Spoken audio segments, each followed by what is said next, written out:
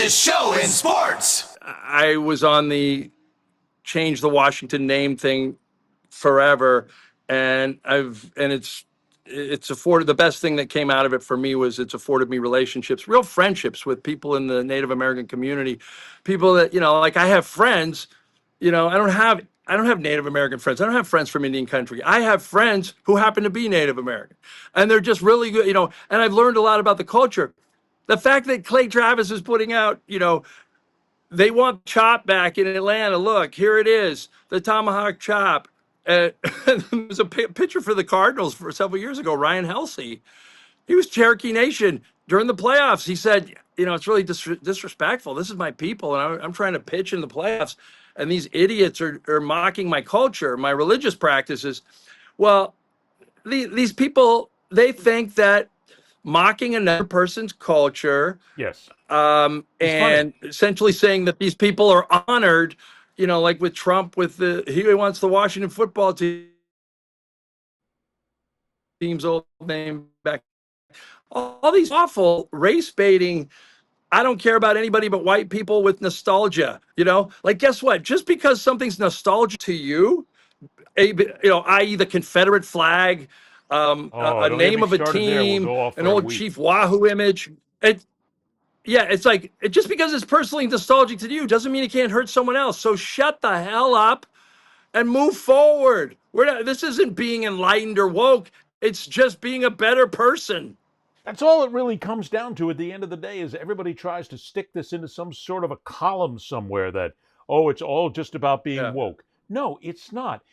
Mike, I'm for the life of me, I cannot figure out why people, this whole thing about nicknames with the Washington Commanders and the Cleveland Guardians, why there are some people, and everyone I've seen seems to be an entitled white person who comes out and says, it's no big deal. Look, we need to change the name back. That's the way it was. And I can't get used to saying Commanders, and I can't get used to saying Guardians. Then it's your problem, not mine, not anyone else's. Right. They were both racist. And not only that, I wrote a commentary and put it up on my Substack page, which, by the way, if anybody's out there, you can check out what I wrote and what I did as a video on Substack at Ed Berliner, where I basically had to rack my brain thinking about, do you not realize that Chief Wahoo was the most racist mascot I'd ever seen anywhere, with the red skin and the fake nose and the lips? It was right out of the 1920s. It's insulting. Yeah, it was like a native, the native people's equivalent of Uncle Ben on the rice box, or Aunt Jemima, or the mammy on the cream of wheat box. It's just like some images, slave images. Like, if they bring back crappy memories for people of a certain race or background, like, okay, fine. So put them in your basement. Like, take them away. Why do we need to insult people? If I was into the Confederate flag and I had relatives on both sides of the Civil War, because they can. If I had relatives on both sides of this, if I had relatives on both sides of the Civil War, Ed, I did. I have a great grandfather, Samuel Goodwin Stout, was at Gettysburg, was paroled at Appomattox. If I was really into, like, putting my Confederate roots out there, and flying in and saying, hey, this is about Southern rights, this is about my heritage, the first black person or Jewish person or anybody that came up to me in my neighborhood and said, hey, I know what it means to you. For me, it was oppression. For me, it was anti-Semitic. I would be like, you know what, John or Fred or whatever, if that's what it means to you, I'm going to take it down and put it in my garage. Like, whoa, like, just be a decent human being.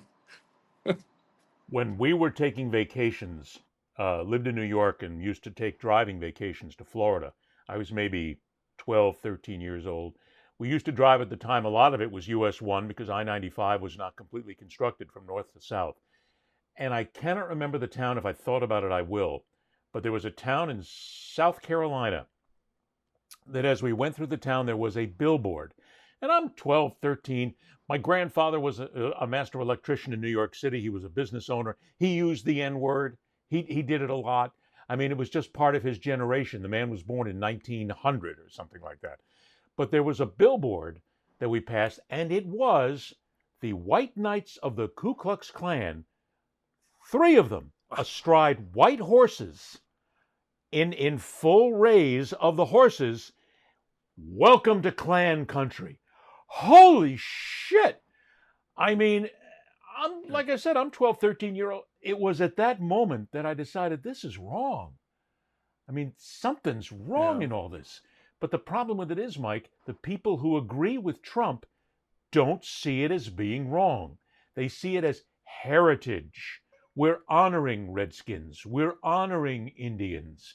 And they'll come back and say, hey, we got somebody here in Tallahassee, Florida, who says, it's no big deal if you use Seminoles. We're actually real happy that you use them. We like it, as a matter of fact. Yeah, that's because the Seminole Nation gets paid.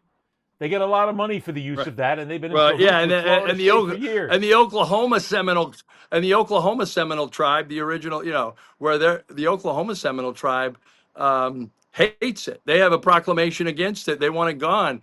So it's the quickest thing. I mean, there are a few native schools that still use the team's name. Like, okay, great. Like you and I aren't, going and co-opting Jay-Z or young Jeezy for the day and saying, hey, these people love the N-bomb. They've commercially profited off it. It's time we realize it's okay for everyone. No, that's not how it works. We don't because a couple black people in America think Amos and Andy was great. We don't bring back white people doing blackface on television anymore. Like, that's not how it works. So start showing our native brothers and sisters the same respect you do other ethnicities and minorities, and maybe we'll turn into a more friendly society. And maybe we'll stop threatening people like the president does at this time, where if you don't knuckle under and change your name back to Redskins, I'll get involved with Congress and we'll take away the funding for your new stadium that has already been approved. And by the way, while we're doing this show, it's already been announced that basically the deal's been cut. The stadium is going to go through. Look, I applaud the Cleveland franchise. I applaud the Washington franchise for basically saying, no, we changed it. We're not going back to the old ways because it's wrong. And until people realize it's wrong, we're going to continue to fight these battles. That's all, folks.